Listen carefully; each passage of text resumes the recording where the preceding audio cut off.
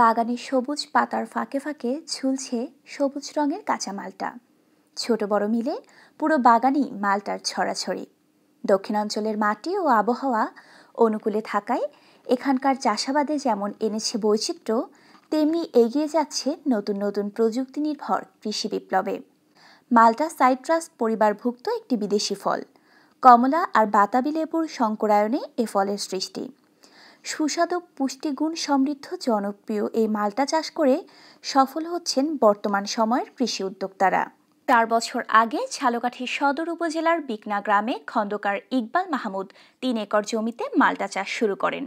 বর্তমানে তার বাগানে গাছের সংখ্যা 750টি। আমি এখানে 3 একর জায়গার উপরে মালটা চাষ করতেছি। গত 4 বছর পর্যন্ত চাষের শুরু করা হয়। এখানে মালটা চাষ করে মোটামুটি সফলতা অর্জন করা গেছে। বছরে প্রায় 7 লাখ থেকে 9 লাখ টাকার মতো মালটা উৎপাদন হয়। এতে প্রায় 8 থেকে 10 টন মালটা উৎপাদন হয়। এই মোটামুটি এখানে কিছু একটা অ্যাডভান্টেজ হচ্ছে যে এখানে কিছু শ্রমিক ডেইলি বেসিস খাটছে, পার্মানেন্ট কিছু শ্রমিক খাটছে, সব মিলে কিছু কর্মসংস্থান এখানে দেওয়া যাচ্ছে। তাই আমি এখানে আপনার এই 4 বছর হইতে চাকরি করি। এই জায়গা মানুষজন আওয়া যাওয়া করে, সেদের লগে থাকি। তারপর কাজ বিদে করে মানুষ এরা ধরেন এখান দিয়ে খুরচা মূল্যে কিনতে পাওয়া যায়।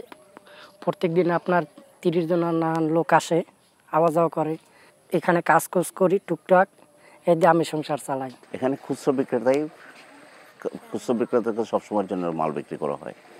এটা সম্পূর্ণ অর্গানিক ফার্ম, কোনো রাসায়নিক কোনো কীটনাশক ব্যবহার করা হয় না এখানে।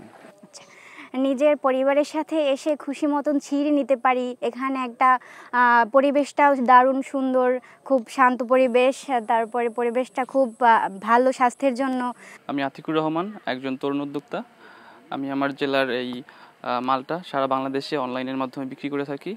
এখান থেকে আমি মালটাগুলো সংগ্রহ করি, একদমই ফ্রেশ, এবং মালটাগুলো খুবই মিষ্টি এবং রসালো, যেটা সারা বাংলাদেশে প্রশংসিত। আমি আশা করি এই মালটা আস্তে আস্তে সারা বাংলাদেশে ছড়িয়ে যাবে। কৃষি বিভাগ জানিয়েছে, যথাযথ যত্ন নিলে ও পরামর্শ মেনে চললে হেক্টর প্রতি 12 থেকে 15 মণ মালটা চাষ করা সম্ভব। সংরক্ষণযোগ্য এই সম্ভাবনাময় ফল মালটার আবাদ আরও সম্প্রসারিত হোক, এই কামনা তাদের সকলের।